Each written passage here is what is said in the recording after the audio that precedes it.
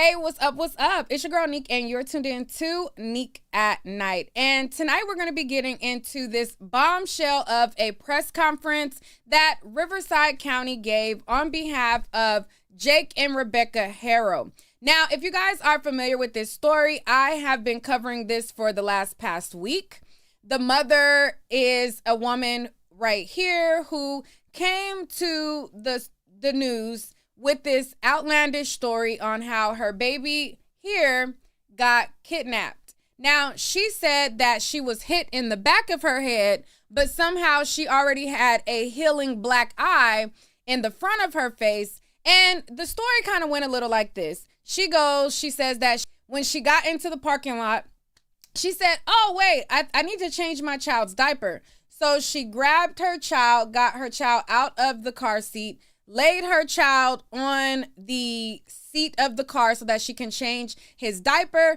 And to her surprise, somebody jumps out and says, hola. And then she wakes up and finds out that her baby is nowhere to be found. She goes into the big lots, and she notices that there's no cameras. Conveniently, in this entire area of this shopping center, there was no cameras, but there were cameras like across the street at adjacent places, which is interesting.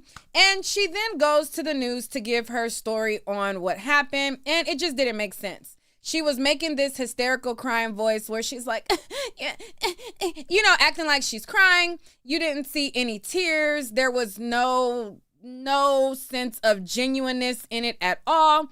And she even was talking about her baby in the past tense. Now, the father, he also was on the news making a plea for the public to bring their baby back. And he was also talking in the past tense. When people started to hear him say, she went to change his diaper and all of these things, they were like, wait a minute, this is not adding up. So on social media, a lot of people got intrigued into the story because right away, it just wasn't adding up. You got hit in the back of your head, but you got a bruise in the front of your face. You say that the baby, all you remember is hola. You have no description of the perp. You don't know what he looks like, no description of the vehicle, no description of anything. You say that they punched you, you saw white. And then people are like, wait, when you get knocked out, you see black, but how do you see white? So people were calling out things. They started to notice how her bruise was like it was healing. And it captured a lot of people nationwide. This story was then picked up by the blogs. It then went to other states. And before you know it, nationally, everybody was trying to figure out what the deal was with this story. You then started to have people who worked with Jake come forward and basically say, hey, listen, I worked with him. He wasn't really a good guy. He had this prior case where he severely left one of his other children brain dead. And if anybody is the culprit, it's him. So when people who knew him started to speak out, said that they used to work with him and stuff like that, people started to look into his record and they found out that he had a prior disgusting charge of child cruelty on his previous child, where the baby is still left permanently disabled from the incident. Now, as everybody is, on their Inspector Gadget trying to find out the details, you have so many people who are interested, like I said, in this story. And what the press conference did was kind of give information as it pertains to where the case is right now and dispel some of the fake news that follows. Now, when you have cases like this that cover national attention and you have everybody on every platform, TikTok, Instagram, YouTube, Facebook, you have every freaking social media known to man, and everybody is trying to cover it, there starts to be a lot of competition in the coverage of the story. Some people are genuine and they genuinely want to find the baby and they genuinely want to get justice for an injustice on a child. And then some people get a little competitive when it's so many people covering the same story, And they start to add clickbait. They start to add a little razzle dazzle in the titles. They start to feed rumors as facts, and they start to make this story become kind of like a mockery, if you will. So on the press conference, the police department wanted to dispel some of the things that are being pushed out. One of the things that they addressed was whether or not it was true that Jake confessed to an inmate in jail. Now, people started to send me that rumor, and they started to say, hey, you know, there's this confession. Jake was in the prison, and he confessed to somebody who was a cop that was posing as an officer that was posing as an inmate. And my antennas immediately went up, and I'm like, normally if they have like one of those infiltrated police officers who's in the jail and they're pretending to be a cop, they're pretending to be an inmate, that kind of stuff doesn't get revealed until trial. So one of my moderators wrote me and they were like, hey, did you hear about this? And I'm like, I don't think that's true, because how would anybody know that so early on in the investigation when these are things that get revealed in trial, and these are tactics that the police use to further their investigation behindhand? They're not going to release all their cards right away. So for me, immediately I was just like, I really don't know. But I noticed that it started with some YouTubers. I'm not going to call out anybody in particular, but some YouTubers were getting a lot of views. So if you search Jake Haro confession, you'll see that it started, I want to say like 12 hours ago, 11 hours ago, with it being reported that he made this confession to an inmate. And then within hours, then major news started to pick it up as well. Then you can see basically KTLA 5, 7 hours ago, they made a story on it. The New York Post, they made a story on it, and several others made a story on it as well. So let me show you this. Because I don't want to call out any particular YouTubers, y'all just gonna have to do y'all search on your own, and then just search and you'll see the hours. Like, you'll see how this was 7 hours ago, this was 4 hours ago. Hold on, let me show y'all better.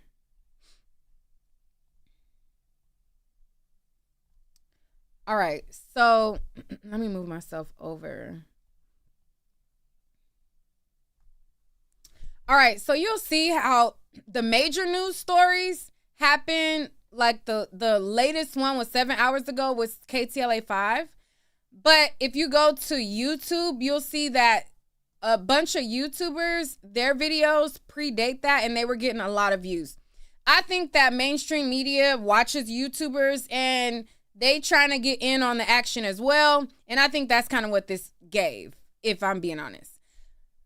But that leads me to the audience, because as viewers or the public or whatever, like, some stuff you kind of got to use your discretion and ask questions like, how would they know? Who's the source? Where did this information come from? Who leaked it? Like, did this come from police themselves? Did this come from somebody that's in the jail together with Jake? Like, where did the information come from? And I think as an audience, I know that people want to trust certain YouTubers, and you know, we should be giving out truthful information, but some information that don't have like certain sources, you gotta kind of like start asking questions, okay? But anyways, so without further ado, let's get into this. Now, upon them being arrested, they got arrested and charged with murder. Now, what was interesting was that each person has different charges. Now, Jake Haro has charges of murder, but his charges are not first-degree murder. So this is Jake Haro, and when you look up under the information for the inmate lookup, you can see his charges right here, and it says 187 murder with malice, a false report of a crime, murder with malice, willful harm of a child, felon possession of a firearm, I guess that's probation. Having like ammo or whatever while you're on probation, I guess. And then whatever this is. Now, if you look at Rebecca, her charges say first degree murder. So a lot of people were like wondering, like, wait a minute, why does her charges look a little bit different than Jake's? So if you can look at hers, right here it says she got the murder with malice. She has the false report of a crime, but she also has a 187 in the first degree. All right. And so that made people wonder, when Jake was on the side of the road and he was assisting officers with this search to find baby Emmanuel, was he dropping the dime on Rebecca and pinning this all on her? Now, all right, and as you look here, it says the undersigned penalty of perjury upon information and belief declares that the above named defendants, Jake Haro and Rebecca Haro, committed a violation of Penal Code 187 subdivision, a felony in, on, or about August 5th through and including August 14th in the county of Riverside. So if you guys remember, I showed you guys in a previous video how people were stating that the last time that they seen them together was at a funeral that happened August 5th. Now, in the video that people were using, they were saying that, the baby wasn't there, but this was the date of that funeral. So I'm guessing when cops got to talking and investigating, they figured this was the last sighting of baby Emmanuel. All right. So this is also something that they are going to address in the press conference, because people wanted to know, wait, what's the timeline of events of how this happened? And this is when they can confirm he was last sighted. All right. Now, in addition, on the criminal complaint, it goes over the other charges, but we're just going to get into the press conference and then we'll go from there. So let me pull up the press conference and let's watch it together. All right, so this is from Riverside County's YouTube page.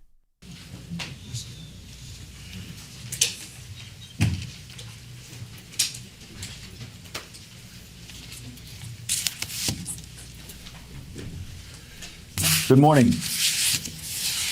My name is Mike Hetchman. I'm the Riverside County District Attorney. Welcome. I want to do a couple of things today.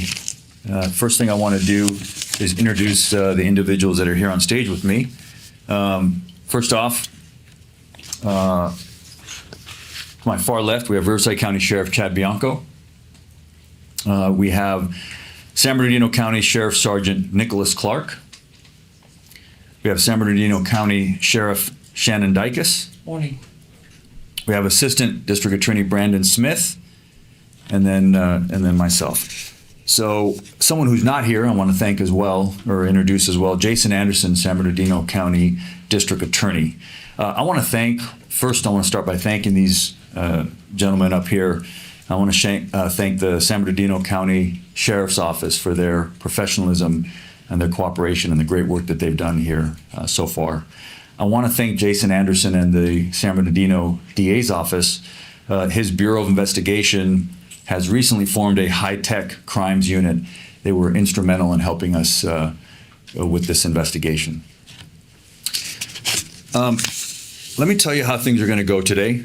There's going to be several individuals that make statements up here, and then when we're all done with the short statements, I will come back up and we will have a question and answer. I will take questions. I will take all of your questions till there are no more questions. Having said that, there's a lot that we can't say, that I can't say, that nobody up here can say. And the reason is that the defendants in this case have been charged with crimes, serious crimes, And so now they have a presumption of innocence that applies to them. They're innocent until proven guilty in a court of law. I'm not allowed to prove my case in the court of public opinion. And so there's a lot that we can't say in terms of the facts and the evidence. For that, you will have to come to the court and to the various hearings and see how the case plays out. However, having said that, it's appropriate to have a press conference because it was the defendants in this case that had a press conference first. And they did so in order to tell the public, the media, and ultimately law enforcement that their child had been kidnapped, when in fact that's not what occurred. And so we're here to clear up some misconceptions and to explain how this case unfolded in terms of the investigation. It involves two counties working very well together. I know everybody up here on this stage, we work well together normally, but in this case, I'm very proud of the work that was done by Riverside County Sheriff, San Bernardino County Sheriff, my office, and also the District Attorney's Office in San Bernardino County. All right, so we'll go ahead and kick this off. I'm going to bring up first San Bernardino County Sheriff Shannon. Thank you, Mike. To Mike's point, I want to thank all of you in the media for covering this, specifically the parents' initial statements to the public while we were trying to find a manual. They became critical as we continued through this investigation. But I want to talk about a little bit about the process because we've seen a number of questions related to Amber Alerts and things like that. So I hope when I finish this that everybody understands kind of the course of the investigation. But the investigation started for us on August 14th when Rebecca Haro reported that her son had been kidnapped. Folks, within 24 hours through video surveillance, we found inconsistencies in Rebecca's statement. And as a result of that, there was no other vehicle to put out on an Amber Alert or anything. And I know many of you were wondering why that didn't occur. But really, after finding out those inconsistencies in the statement on the initial report, that's where hundreds of hours of investigations have come in by our Specialized Investigations Division to try to get to the bottom of what's really going on here. And when I say hundreds of hours, I'm talking about forensic data on vehicles, phones, and potential crime scenes, judicial authorized search warrants that were served. And through that process, that's where we learned that the jurisdiction of where this has occurred was in Riverside County. So hence the Riverside County DA and Riverside County Sheriff's Department, which I can't stress enough. We've had a long-term partnership. We work well together and we know how to get things done in these environments. But that's why the jurisdiction had changed from the original jurisdiction that was reported in, which is Yucaipa, California. But as we went through that portion of the investigation and realized that these things that had happened in Riverside County, you saw the culmination of all the different entities get involved. And going back to what Mike mentioned about the DA's office in San Bernardino County and high-tech crimes, forensically, there are a number of things that we were able to prove up that we're not going to be able to share today exactly how we did that, but there is a tremendous amount of evidence that suggests that the initial story posed was not the correct story. So in that partnership with our agencies, I'm going to introduce my partner, Chad Bianco, where this crossover occurred at Riverside, and we reached out to Mike, who's obviously filing the case, and of course, Chad, to assist us in the investigation. Chad? Thank you. Like Sheriff Dicus, I just want to thank all of you for, especially the normal mainstream media, for your attention to this and for your cooperation in this as we were assisting San Bernardino in this investigation, trying to originally find a missing baby, but then eventually quickly learning that that investigation was not something that it started as. Not so much for social media and keyboard warriors who quite honestly sometimes hamper and prevent us from a good investigation. I do want to expand a little bit about our relationship with San Bernardino. A lot from the media, a lot of questions have been raised about. All right. So I'm going to pause it right there. And basically, he's calling out YouTubers, TikTokers, Facebookers, and influencers. He basically gave credit to the mainstream media for being legit. And he basically said that, oh, you guys are doing a good job, but everybody else, all of these other people who are not traditional mainstream media, yeah, I'm not really impressed with y'all. That's basically what it gave. But this is the same people that he just congratulated, the traditional media, that's also putting out the story that a inmate Jake gave a confession to an inmate. KTLA5, New York Post, and others are all posting that this is the Independent. All of these are all posting the same stories that you guys are discrediting and saying is fake news. They're putting it out too. However, I will acknowledge that there are some people who I think are hindering the investigation. There are times where cops are investigating a story investigating a crime, and you can tell they're not taking it serious and they're dragging their feet. And it's not until public pressure and the public being boots on the ground that they start to suddenly care about certain cases. In this case in particular, that hasn't been the case. From the beginning of this case, from the very, very beginning, from day one, the police have been taking this very serious. They brought out cadaver dogs. They were issuing search warrants. They were notifying people that there was inconsistencies, and they were rigorously investigating this story.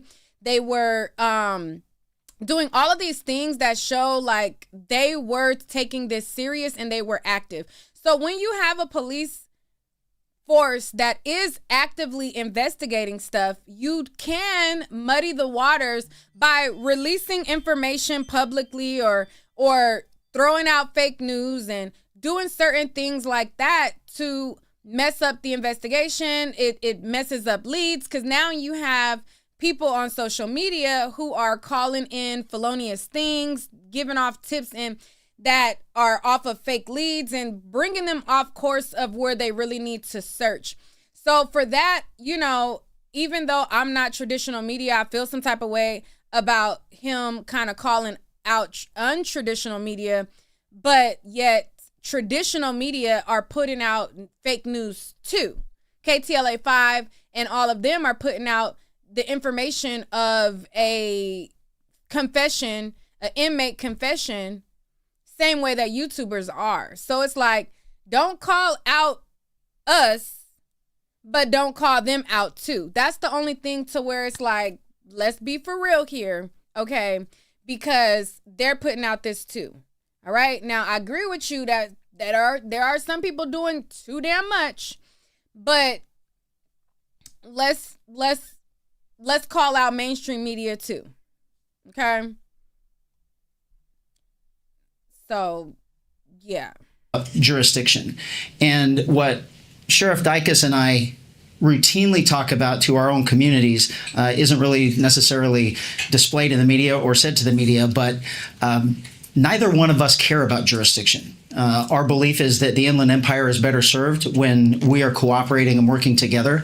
And in this investigation from the very beginning, it was obvious that it could involve both counties. When something like that happens, particularly in this case, the original investigation began with Sheriff Dicus, and if he chooses to take it to the end, he will, which obviously he did. And my position is Sheriff Dicus is responsible for this and the assistance of my department. So there is no asking us. There is no anything like that. It is, we have to serve our public best, and he has every single available resource that the Riverside County Sheriff's Office has to offer to make sure that we provide justice in this case. This is an extensive investigation with both agencies that ultimately is headed by the supervisor of the Detective Bureau from the Sheriff's Office in San Bernardino. But the cooperation, as you can see, between the both counties is what is going to bring this to a successful conclusion. There is absolutely nothing, no crime more important than the injury of a human being, particularly a child. And the amount of resources that were expended to find this baby and to ultimately bring the people to justice responsible for the loss of this baby, I can't even tell you the amount of resources that were expended in this. It is a massive investigation that will obviously be ongoing, and we appreciate your efforts. This involves a lot of things, though, from us, and hopefully there are more questions to be answered, but I'll end it by saying this before we get into more questions specifically about this case. This was preventable in numerous ways.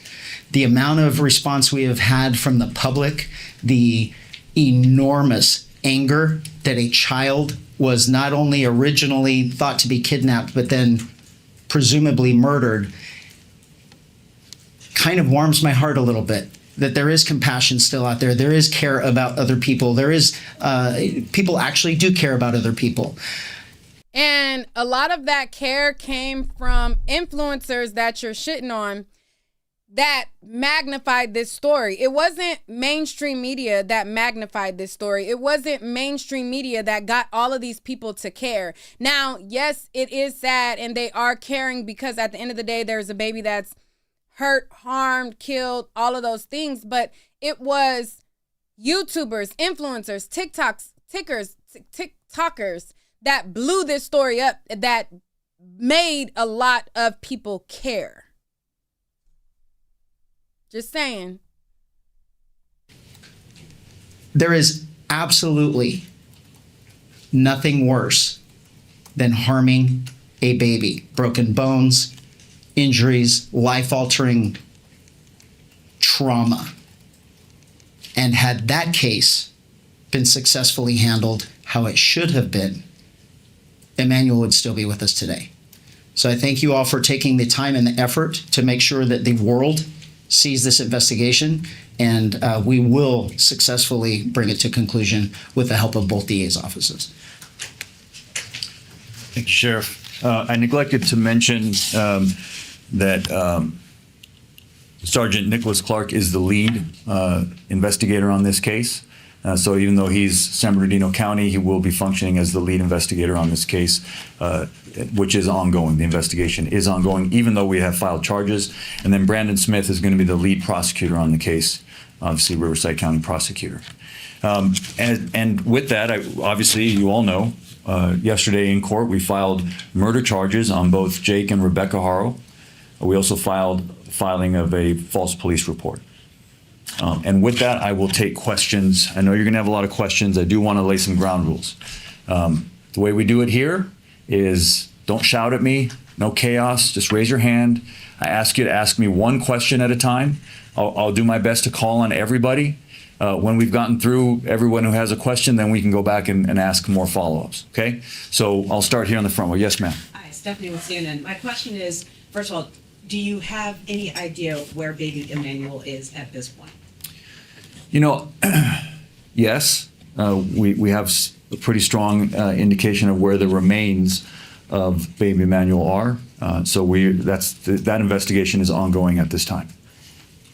Yes, go ahead. Matt Johnson, Court TV. What was the information that led to the initial search off the 60 in Moreno Valley?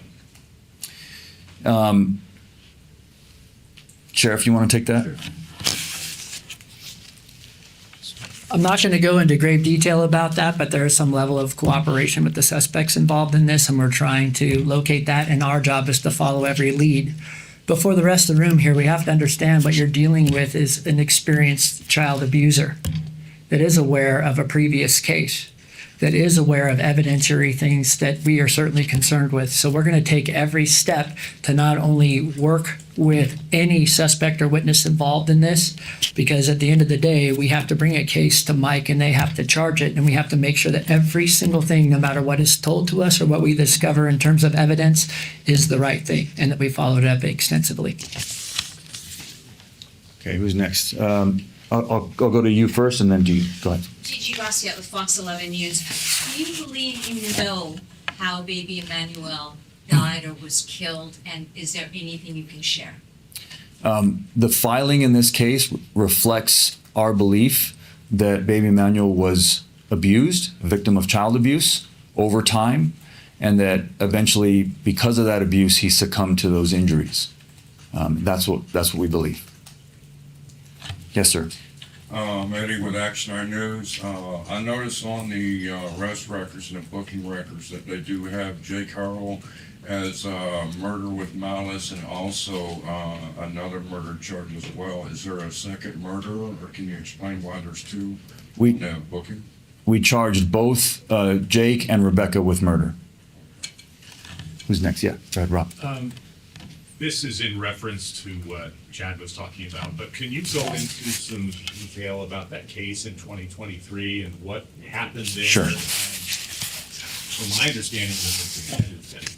Yes, I will. So in 2018, Jake Haro with his ex-wife, there's another child who they were prosecuted for child abuse as well, child neglect, cruelty. That child was also an infant, and that came to the courts, arrested in 2018. It came in to the courts in 2023. We had charged various felony crimes, child abuse, child cruelty, and our indication or what we wanted out of the case was prison. We believed it was a prison case and that Jake Haro should have gone to prison. Jake Haro pled straight up to the court, which sometimes reporters get this wrong and you call it a plea bargain. Judges are not allowed to plea bargain. Defendants can plea bargain with the prosecutor, but when a defendant pleads up to the court, they plead to everything that they've been charged with, and they're essentially throwing themselves on the mercy of the court.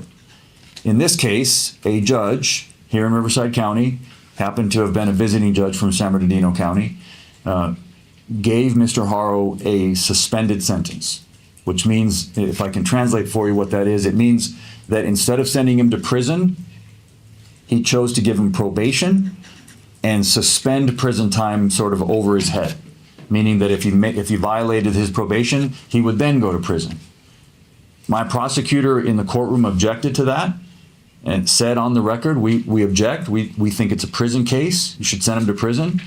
And the judge decided, as is the judge's right to do in that case, he decided that Mr. Haro deserved an extra break and gave him probation and basically 180 days of work release, which ends up being like community service. I will say that it was an outrageous error in judgment by this judge. And I don't have any problem saying that. I'm not attacking the judge personally. That decision was absolutely outrageous. Mr. Haro should have been in prison at the time that this crime happened. And if that judge had done his job as he should have done, Emmanuel would be alive today. And that's a shame, and it's an outrage. And I hate to say that, but when our criminal justice system breaks down, I'm going to just... I mean, if he did his job, Emmanuel still wouldn't be here alive today. But I get what you meant, okay? Because had he gone to jail and been in prison, he wouldn't have been able to create Emmanuel, because Emmanuel's 7 months old. So he was charged and sentenced in 2023. So Emmanuel still would not have been alive, but he wouldn't have been alive, abused, and unalived. But I got what you mean. Just call it like it is and tell you it broke down. It's not how it's supposed to work. The judge had obviously meant well. At the end of their sentence, he told Jake, I'm giving you a big break today, don't mess it up. But I want to point something out to you. I want to read to you the injuries. That the child's name is Carolina. She is still alive today, but she is permanently bedridden. She has permanent damage, cerebral palsy, that is a result of long-term child abuse. I want to read to you the injuries that were presented in court to this judge at the time of that previous prosecution. Acute fracture of the posterior left rib, 5th rib, healing fractures of the posterior lateral 6th, 7th, and 10th through 12th ribs, healing fractures of the 6th and 9th through 12th ribs, partial bone fracture of the skull, brain hemorrhage, significant prevertebral soft tissue swelling of the neck, and a healing tibia fracture of the right leg. This is severe abuse for an infant. And so... Yeah, that was definitely severe abuse.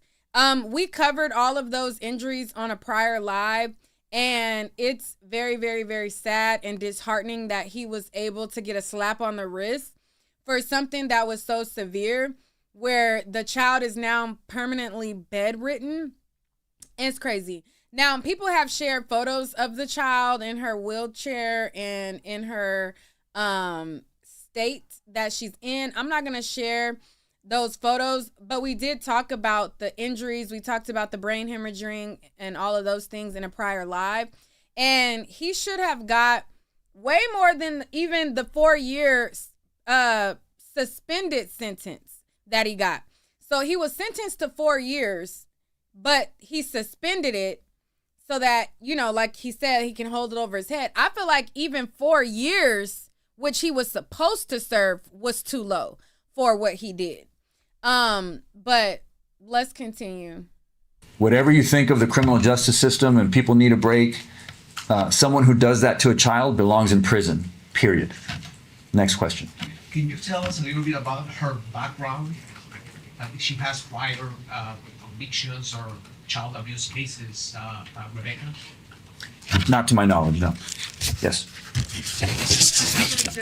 Looked at how Emmanuel's eyes are and said that is one of the signs of shaken baby syndrome.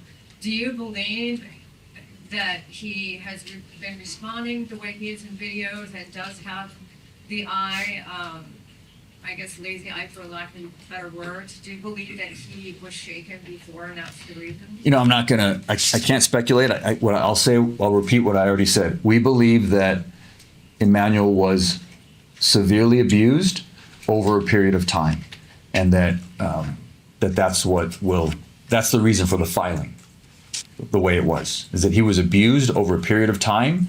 Both parents would have been aware of that abuse. I've already called on you, so I'm gonna exhaust. Yes, sir. Sir, forgive me. Ahmed Belloso on the Tira. I've been working this case diligently. I have a two-part question. No, one question, sir. Okay, one question. One question. Thank you.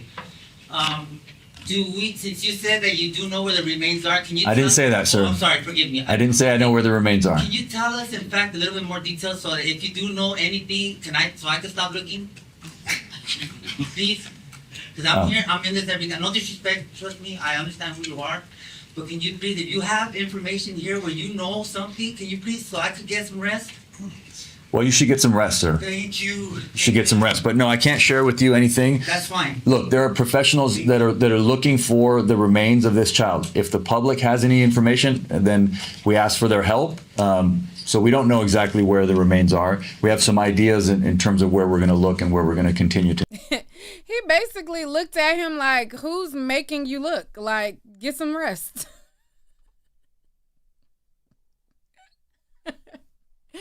He basically was like,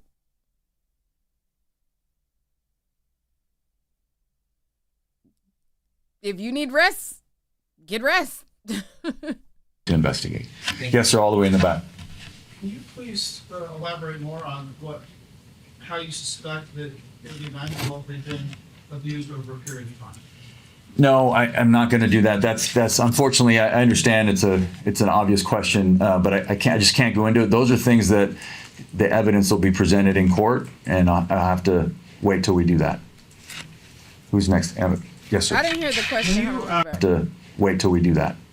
Yeah, I understand it's in terms of where we're going to look and where we're going to continue to investigate. Yes, sir, all the way in the back. Can you please elaborate more on how you suspect that Emmanuel had been abused over a period of time? No, I'm not going to do that. That's unfortunately, I understand it's an obvious question, but I just can't go into it. Those are things that the evidence will be presented in court, and I'll have to wait till we do that. Who's next? Yes, sir. Can you explain, I know they both have charges filed against them, but do you believe that Jake or Rebecca both were actively involved in abusing Emmanuel, or like was she just complicit in what he was doing, or the other way around? Can you explain any more of that? All I can explain is what we have filed. We filed murder charges on both of them and making a false police report on both of them. So you can extrapolate that we believe that both of them are guilty, that we can prove it's guilty beyond a reasonable doubt for both the murder and the filing of the false police report. You know, how it breaks down as to who did what, that also has to wait for the trial. So let me go this way. En español, Jaime García de Univisión. Okay. Procurador, básicamente, si nos puede hablar exactamente de este caso de 2023 que dice usted comenzó en 2018 y pudiera ser el eslabón que hubiera evitado en caso de que el juez hubiera dictaminado una sentencia diferente, que este niño Emanuel estuviera vivo. Gracias. Pues ya dije lo que puedo decir, fue una tragedia increíble y no hubiera sucedido. El juez hizo un gran error y juzgó mal y el sistema se quebró ese día. Jueces, fiscales, defensores, todos tenemos un deber y tenemos que hacer nuestro deber en nuestro trabajo. Todo lo que puedo decir. Bueno, básicamente no debió de haberle dado la libertad bajo palabra. Claro que no. Le dio libertad condicional y esto fue un caso de prisión. Cuando uno hace daño así a un niño, debería ir a prisión. Eso es lo que dice la ley. La ley dice que la sentencia debe ser prisión por crímenes de este nivel de gravedad. Y en este caso le dio probation. Okay. Let me go to you. I'm calling. Sir, hello. We don't all speak Spanish. So before you go to the next person, tell us who don't speak Spanish what he said. And what you said, that was so lengthy that you spent way more time talking to him than you did answering anybody else's question. Like, sir, hello, we don't all speak Spanish. We're not all bilingual. Like, you were supposed to say, for those of y'all who don't speak Spanish, the question was blah, blah, blah, blah, blah. The answer was blah, blah, blah, blah, blah. Okay, now let me go to the next person. Like, we don't know what he said. So those of y'all in the comments, if y'all know what he said, let us know in the comments below because we don't know. Buenas noches. Buenos dias. Uno, dos. We don't know no more. Like, what did he say? Reporting on the News Nation, there's been rumors that Emmanuel hadn't been seen for days or even weeks prior to August 14th. Can you speak to that at all? No, unfortunately I can't. That has to wait for the trial to come out. Yes, sir. Jacob Davidson with T News Network.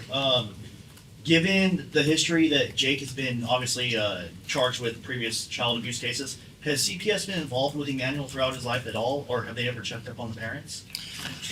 To my knowledge, CPS has not been involved with Emmanuel. I don't believe there was any CPS involvement in this current case. Let me go. I've already called on you. So have I called on you already? No, go ahead, please. Jillian Smuckler with KTLA 5 News. We're hearing some reports of a confession made in jail regarding Jake Haro. Obviously, you're limited in what you can say, but is there any validity to some of those rumors? And what have you heard from Rebecca in jail? I can tell you that that's not true. It's there's no confession made in jail. I'll go back there and then I'll come back to you, Rob. Yes, go ahead, sir. All right. So as you can see, KTLA 5 is there.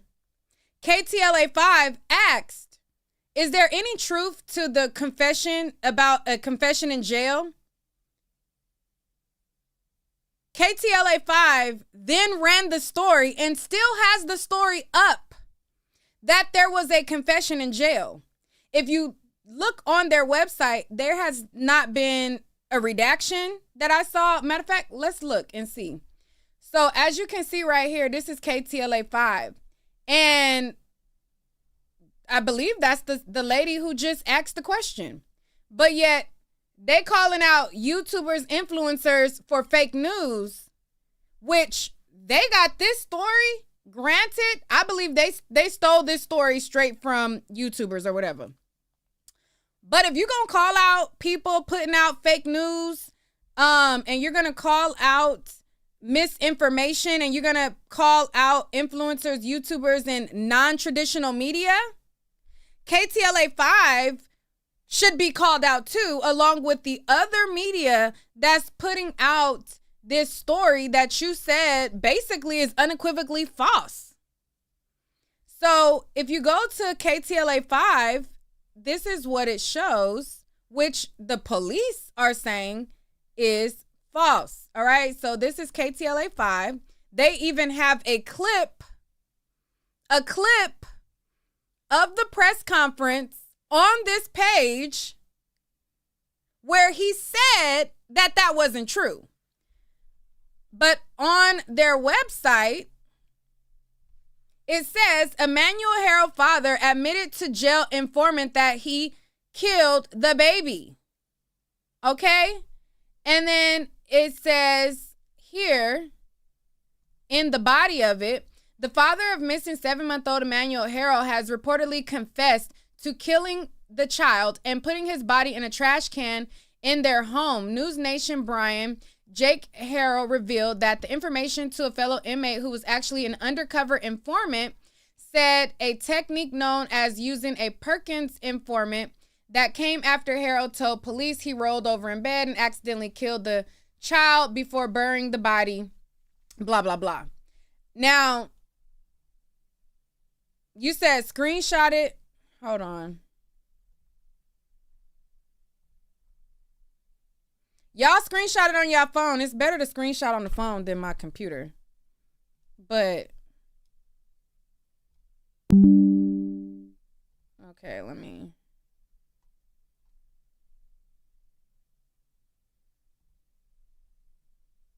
But I just, you know, and us as YouTubers, we get a lot of microaggressions from, you know, feeling like we're not good enough. But you have these same people that are in traditional media that are doing the same damn thing. And so that's where the problem comes. Now, again, there are people who be doing too much, but traditional media is competing in this same race and they're doing the same damn thing. Okay? Now, if it comes out, and that's not saying that when this trial comes and we find out about this and they end up saying it later, then we can say, hey, we can't trust the police because they a liar. Right now, the police is saying the news people who putting this out is a liar. Okay? So that's my problem right there. Henny says, hey, Nikkei chat. So legacy media is lying, but we get backlash, yet we're more factual than them. Clock it. I ain't gonna say all of us is more factual because there are people who are doing clickbait. But I just didn't like how the sheriff, he called out YouTubers, but said, oh, and he distinctively said, oh, thank you to traditional media. He didn't use the word traditional media, but basically like thank you to the legacy media, but all of you other people, not so much. Like, you know what I mean? And it's like, wait a minute, hold up. We got how many legacy media outlets that's also reporting the same thing that y'all are trying to slam the others by? You got the New York Post, KTLA 5, The Independent, all peddling this story that your sheriff department is saying is unequivocally false. That's where I got a problem with it. It's like, hold on now. Like, stop trying to treat us a particular type of way. I'm not feeling that. I'm not feeling it. And let's listen to it again because as I showed y'all, that was KTLA 5. This was KTLA 5 that asked the question. Let's bring it back. Please. Jillian Smuckler with KTLA 5 News. We're hearing some. All right, and matter of fact, let me move myself off the screen so that we can even read. We could read the closed caption. Hold on. Don't believe there was any CPS involvement in this current case. Let me go. I've already called on you. So have I called on you already? No, go ahead, please. Jillian Smuckler with KTLA 5 News. We're hearing some reports of a confession made in jail regarding Jake Haro. Obviously, you're limited in what you can say, but is there any validity to some of those rumors? And what have you heard from Rebecca in jail? I can tell you that that's not true. It's there's no confession made in jail. I'll go back there and then I'll come back to you, Rob. Yes, go ahead, sir. Okay, so we had to run it back again. He said so either he lying or KTLA News and everybody else is lying, which this predated the news posting it. It first started with YouTubers. If you go, like I said, you see the timeline, it started with YouTubers and then now they're posting it or whatever. And the first person that was, and no, actually it was Legacy Media. Now that I think about it, it was one of the, I think, people on News Nation, now that I'm thinking about it. And then the YouTubers started to peddle it as well. So, again,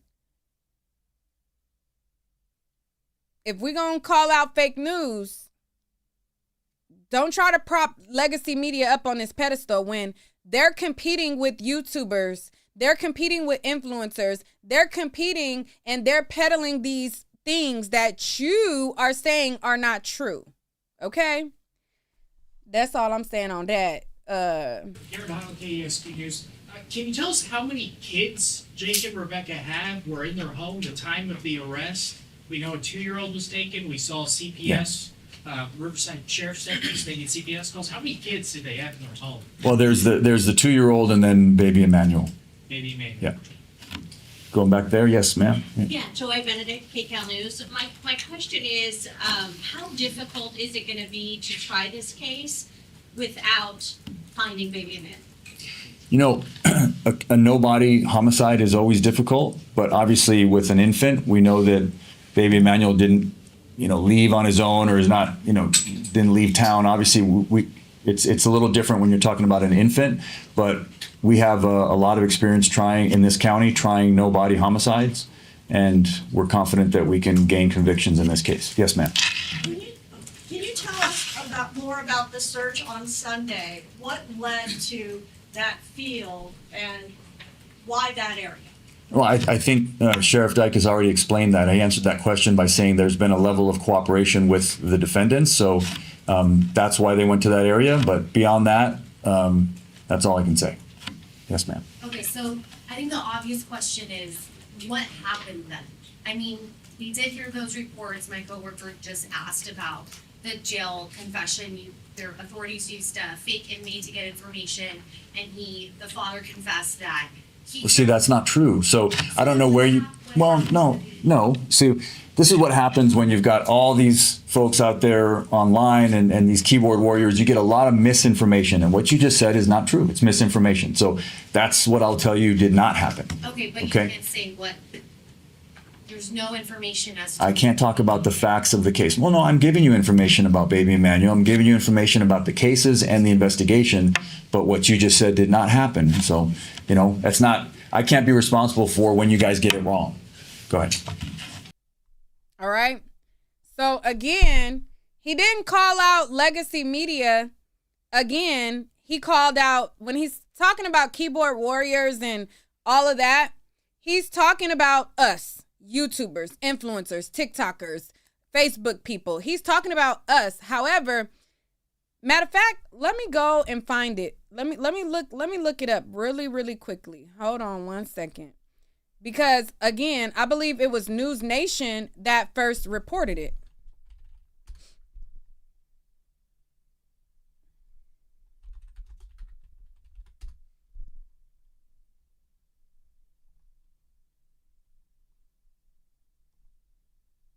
Let me look it up real quick.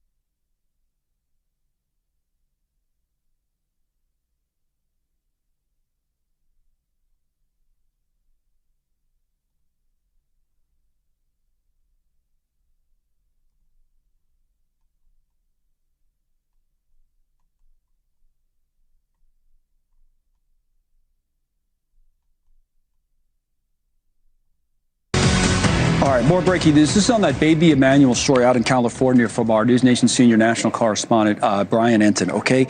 So Brian is now reporting that the father of Emmanuel, the 7-month-old, the parents are accused of the murder, that the father has confessed to killing the child and putting his body in a trash can. Brian had reported that. Now, there's some pushback, from we understand it, to Brian's reporting from local DA, but Brian tells us now he stands by his reporting and his sources that the father of Emmanuel Haro has confessed to the killing of the child and putting the body into a trash can in their home. All right. So Brian Eaton from News Nation is the one who first reported it. All right. But yet we're getting the blame for it. And I think that we are getting the blame for it because there are people who are doing too much as well. So it's always going to fall back on us. Okay? It's always going to fall back on us, the YouTubers. But in these situations, as YouTubers, as content creators, we need to push back because call out the bad apples who are spreading misinformation. Call out the people who are definitely clout chasing the story. Call out the news organizations that are spreading misinformation as well. But don't just leave it on us like it's just us when you got News Nation, KTLA 5, New York Post, you have The Independent, and you have all of these legacy media stations that are all peddling this, and yet you say that it's false and they still have not gave a retraction. They're doubling down on it. So that's the part that gets me. I know you have not found the remains yet, but based on the level of cooperation of the suspects and what you know so far, is the strong likelihood that the remains were, at least at one point, in the Badlands General? Yeah, I'm just not going to comment on that. We're looking for the remains, and these investigation is continuing. We're hoping to find the remains of baby Emmanuel. Yeah, please, Sheriff. This is to that and to the question before. A problem that we are having in this, basically even on the question that was asked 2 questions ago, is someone posts something on social media and then you all believe that it's true. I actually complimented the mainstream media because you've actually been reaching out to us for comment and actually been printing what we've told you. It hasn't been the sensationalism and the wants for clicks for social media. And that is doing nothing but harming this investigation. And when you form your opinion and come in here and ask questions like that, you're not serving the public in any way. The question way earlier, get some rest. There should be no one out there looking for baby Emmanuel except for us, because all you're going to do is complicate things in the future. And the one thing that I emphasize that I want to make it clear here, the reason this is happening relatively quickly and the reason why we got such a handle on this fast is I believe that the Inland Empire is served better by their 2 sheriff's offices than any place in the state. And this particular case doubled its efforts. So instead of having 4,500 people looking for baby Emmanuel, you had 9,000. And so how did we get all of this information? It's called investigation. And we have 2 entire departments doing nothing but sifting through evidence, searching for evidence, trying to figure out what happened, who was responsible, and how we're going to successfully prosecute it. And misinformation, lies, and purposeful misdirection is going to do nothing but harm this investigation. And I am begging all of you with cameras out here, don't be a part of it. Okay. Can I ask you whether it's Which I agree, but call out everybody that's doing misinformation. Don't try to put legacy media on this pedestal when the actual comment that you're pushing back on and that you have an attitude about came from legacy media.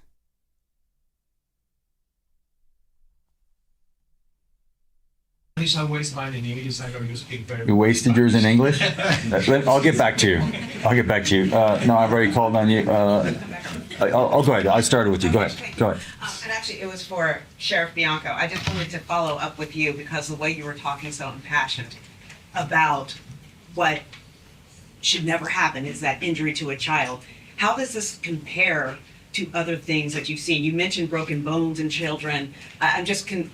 You impact me by the way you said that. So I wanted to know how this impacts. So I have to, cops get a bad rap of being just heartless souls. I will tell you that most police officers are parents, either dads or moms. And there is nothing more traumatic for us to go through than an injury, a death, or harm to a child. Nothing. And there is absolutely nothing that we want more than to bring these investigations to a successful conclusion. And when we talk about why we're here in the first place, that we believe someone murdered baby Emmanuel, who should still be in prison, but we have this unbelievable love for criminals, believing that they're somehow victims, and now we're all traumatized by it. We were all in this room a couple of years ago when I had a deputy murdered because someone was out on the street that should have been life in prison, but a judge let them go. We have an absolute breakdown of the justice system, and we are not preventing other children from being harmed when someone like Jake is allowed to be out on the streets harming children. And so the anger that I have, the frustration that I have, then combined with the misinformation and everything else, when for all of us and our employees, there is nothing more important to us than the death of a human, particularly a child. Okay, I'm going to work the back. Yes, sir. What kind of evidence did investigators have that led to the arrest of the parents without having the body? Well, we've got a lot of evidence. We're going to have to play that out in court. I can't lay it out here today. Okay, so yes, right next to him. Will we see the arrest warrant today, and why or why not? And also, I apologize, can you answer in Spanish as well? I don't know if we're going to see the arrest warrant today. So that's a pretty short answer for Spanish. So, yeah. Go ahead, sir. Go ahead. Go ahead, then I'll come back to you. As far as the timeline, do you believe that baby Emmanuel was alive when the parents came forward to report that he was missing? I just can't say. I'm not going to give a timeline. Obviously, baby Emmanuel, we have a theory as to when his death occurred. So, and then I've also shared that we believe that when the parents came forward, it was to tell the public something that wasn't true. Go on for it. Go ahead. Are relatives in this case cooperating? And if possible, can you tell us if they're shedding light on? There's a lot of witnesses. Investigators are tracking down every lead. I'm not going to focus in on who's a relative and who isn't. There's a lot of witnesses in the case that are shedding light. Yes, ma'am. You say that you're the only people that should be looking for baby Emmanuel. What area are you focusing on, and what's the manpower behind that right now? Because we went out there today and we didn't see anybody in the areas that you were searching for.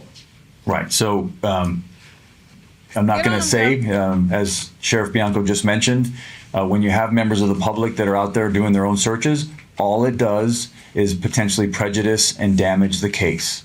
So please let the sheriff's departments do their job. They know how to do this, right? We're helping with them, anything they need from us, but they are the ones driving this investigation, and they will track down every lead. I have all the confidence in both of these great sheriffs and their great departments. Are they out there today, is what I'm saying? This investigation is ongoing, yes. Yes, ma'am. In an effort to dispel all of that misinformation that we're seeing on social media, has a plea deal been offered to either Jake or Rebecca? Is that a possibility? And is this a death penalty case? It's not a death penalty case. We did not and were not able to file special circumstances, and that's what was required for it to be eligible for the death penalty. This is, we filed 2 counts of homicide, which in this case is murder, against both Jake and Rebecca. So not a death penalty case. What was the other? Has a plea deal been offered No. to either one, and is that still a possibility? No. No, we're not interested in a plea bargain with these individuals. We're interested in a trial and getting to justice. Yes, sir. Where are we in terms of representation for these defendants? I don't know. Yeah. I don't know. That's not something that I have any knowledge of. Going back, yes, ma'am. Is there a chance that you may not find baby Manuel's body if he's out in the wilderness? There are wild animals, other things could have happened. Is there a chance you may not find his remains? I think you just answered your own question. Of course, this is an investigation. We're searching for evidence. We've got two great sheriff's departments doing what they do best. So if there's a chance to find baby Emmanuel's remains, these men and women of these two agencies will do it. Yes, sir.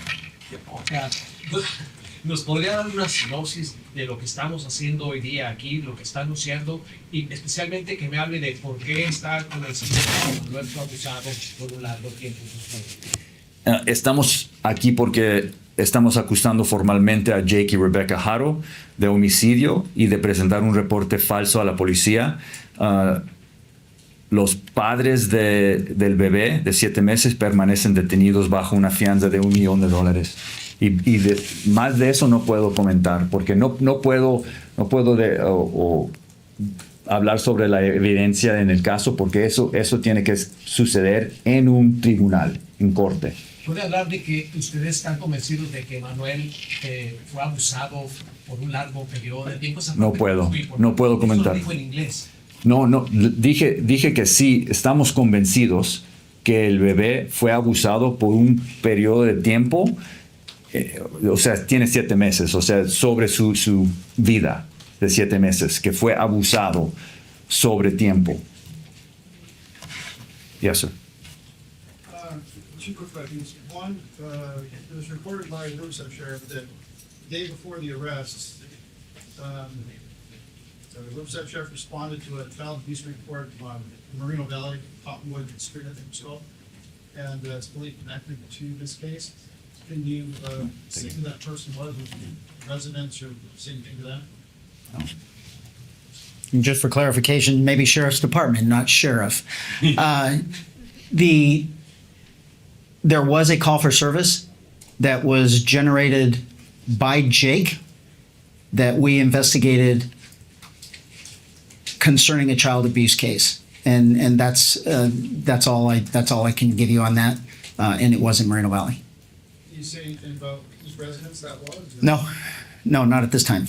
The other question I want to ask really quick is, apparently there was a falsified San Bernardino Sheriff's report that said there was a surveillance from a Home Depot with the suspects were seen by and drove by in a bucket. Can you verify if any of that information is accurate or not? I think we've answered that already. If you are not getting information from his office or my office, you are doing our public an unbelievable disservice. We don't care what someone posts on social media, and if you all are going to believe that and then generate questions based on those comments, we're not going to get anywhere in this. If it did not come from our two agencies, stop believing it. That's all I can tell. Well, this is your opportunity to clear it up. That's what the press conference is for. There's chatter, which obviously, yes, it is annoying that people spread misinformation, but if there is key details like surveillance, simple yes or no, like you got a little too much dip on your chip, sir. You have a little too much dip on your chip. Pipe it down. Tell you. Procurador, si me permite otra vez en español, y es, ¿cuáles son la razón por la que deciden acusar de homicidio a esta pareja? El cuerpo no se ha encontrado, ustedes conocen, pero ¿qué es lo que les lleva a acusar a estos padres de ser responsables de la muerte del bebé? Son responsables de la muerte de su bebé por la evidencia que ya tenemos. Y es cierto que no tenemos el cuerpo del bebé, pero tenemos bastante evidencia y nosotros estamos convencidos que fueron responsables del homicidio de su hijo. All right, going forward, where am I? Did you have another question? Go ahead. This is for Sheriff Chavianco. When you guys were on the 60 freeway in the Badlands area searching, we did notice that Jake was out there with the sheriff's department. Was Jake trying to cooperate at any time with the sheriffs during that search? So Or was- we've answered that question, sir. That was Shannon Sheriff Dykus that answered that question of why they were out there. He said that there was some level of cooperation with the defendants, and that's all we can say. Yep, that's all we can say. Yes, ma'am.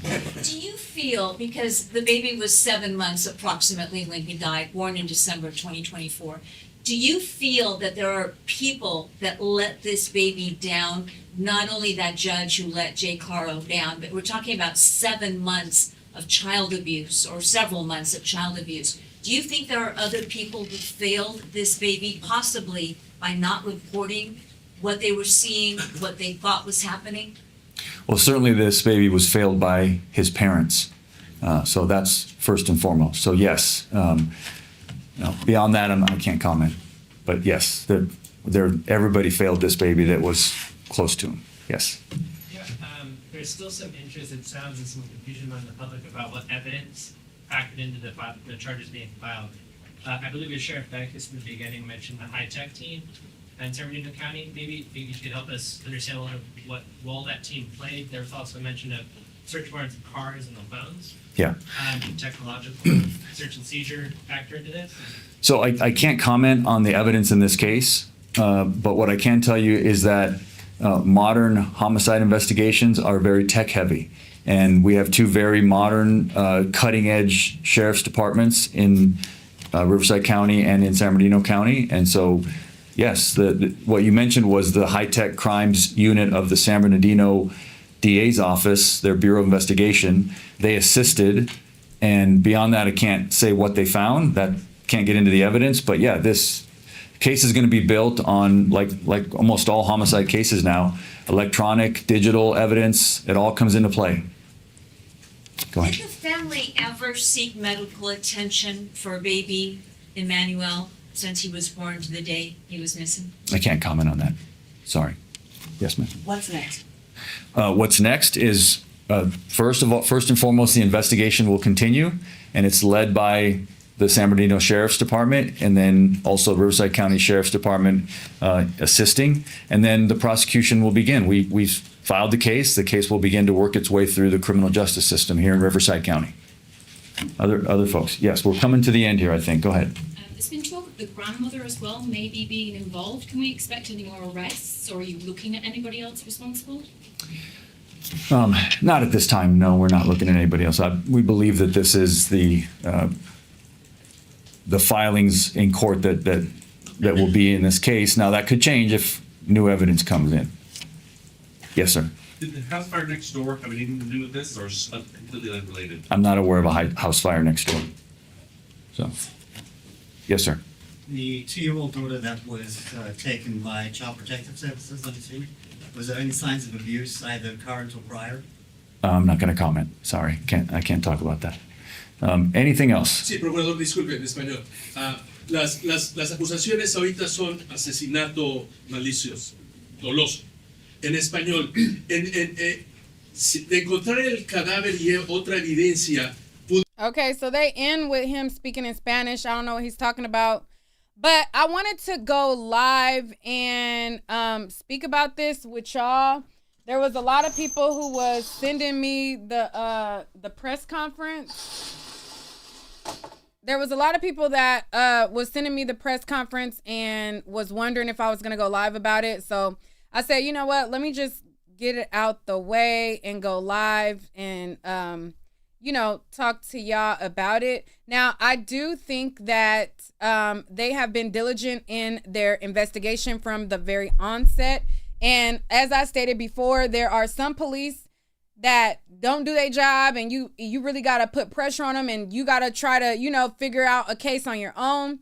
But then there are police investigations where they're active, they're putting out search warrants, they're sending the cadaver dogs, they're sending out search teams. So I think that it is wise to allow them to do their job. I think that when civilians try to go into, look for the crime scene on their own, and they're not like with a group search team led by the department, you can get into situations to where you can contaminate crime scenes. There's a chain of evidence. There's like staging. There's all these things that can make that information, even if you discover it, not usable in court or trial. So it is best to allow law enforcement to go through their channels and their things when it is proof that they're actively working on this. Okay. Now, if there's a case where they're not searching, they're not sending out dogs, they're not doing all that thing, and you got to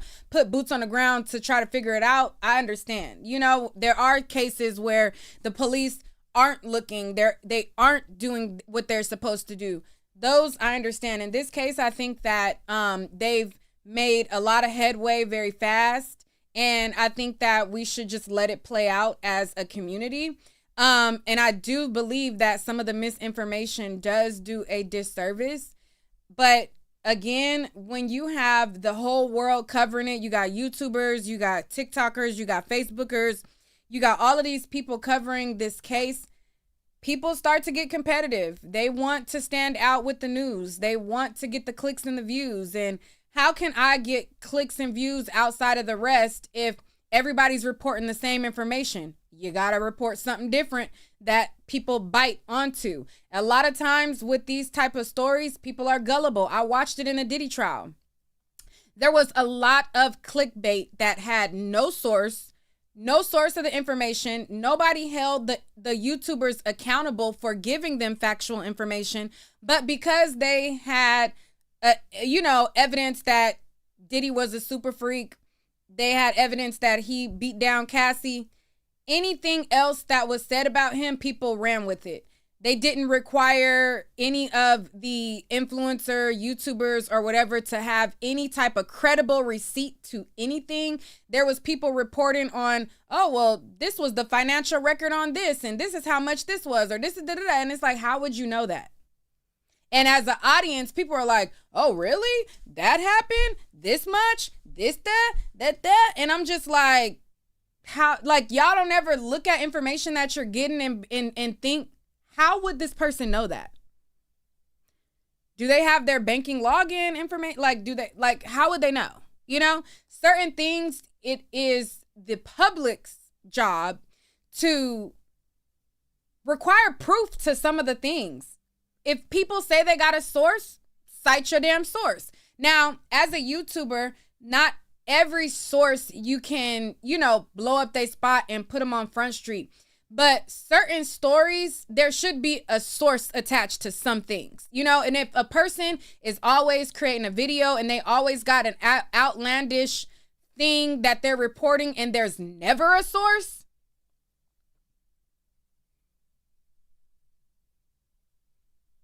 you ain't never got nothing to corroborate it.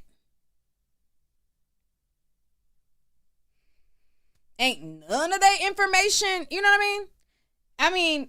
But people are convinced by personalities. They buy into the personality of YouTubers. If they like your personality, the phonier you are, the better that you do in this YouTube field.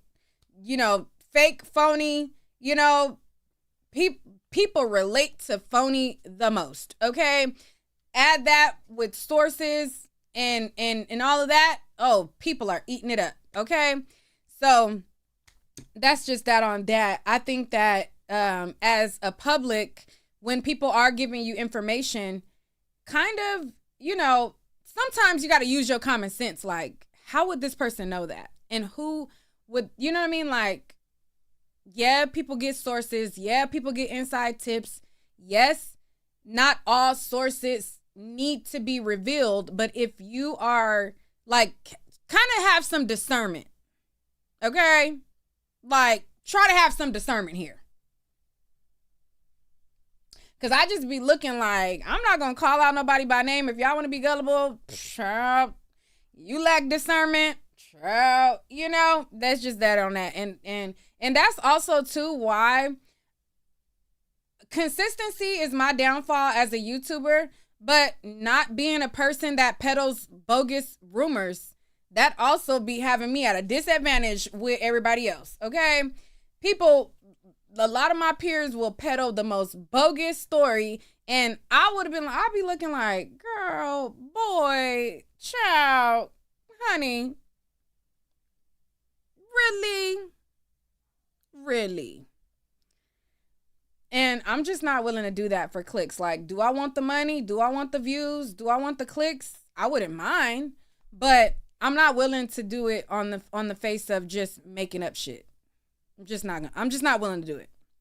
Not willing to do it. Like, when I share with you guys the lady who says she worked with Jake, and the very first time I revealed that there was somebody on Facebook and they said that they worked with Jake, and they said that he left the baby with severe brain damage, I showed y'all who said it. This is her. This is what she said, and this is who said it. And paired with her saying this, here's a court record that says this. Okay? Here's what she said, and here's the charge that looks like it supports what she said. You know what I mean? So it's like, sometimes y'all gotta kind of like, you know,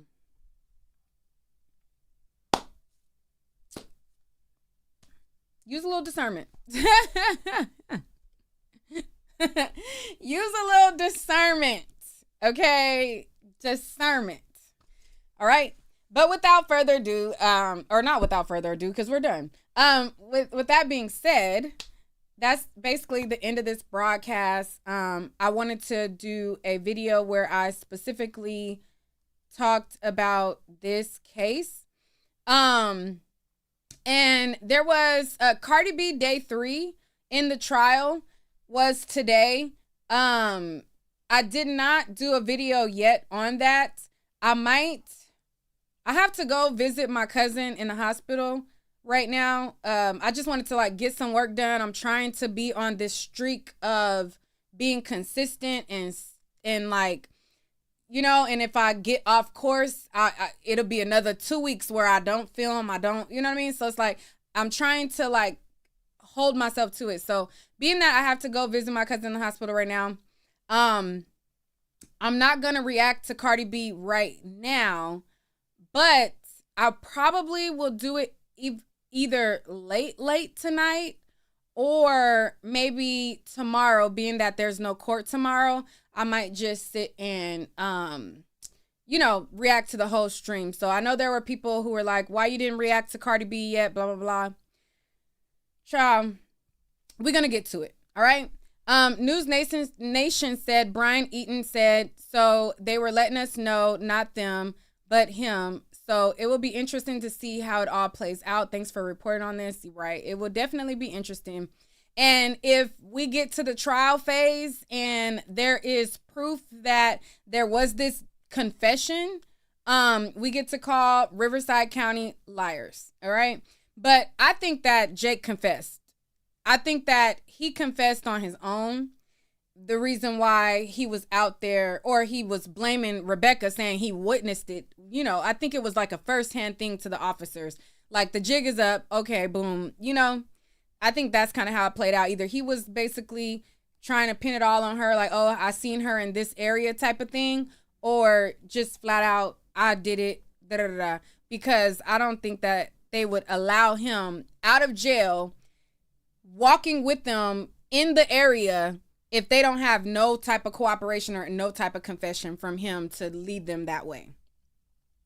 So with that being said, I'll catch you guys on the next video. Y'all let me know what y'all want me to talk about next. Like I said, I'll do Cardi B either late tonight or tomorrow.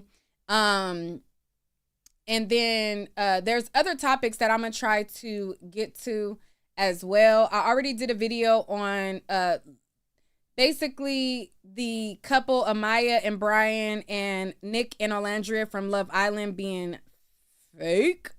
So check that video out. I gotta edit it because I was a little choppy on that video. I'm a little choppy on this one too.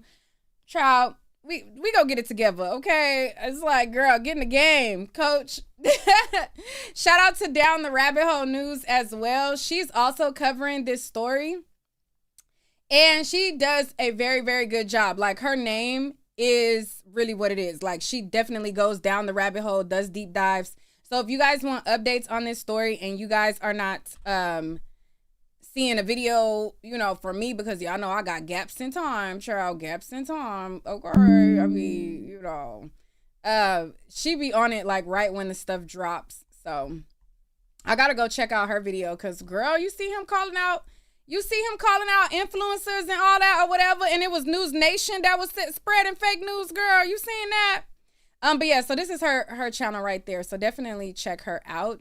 That girl Henny was also in the chat as well. She be giving factual news as well. So let me put her stuff here. That girl Henny is my girl as well.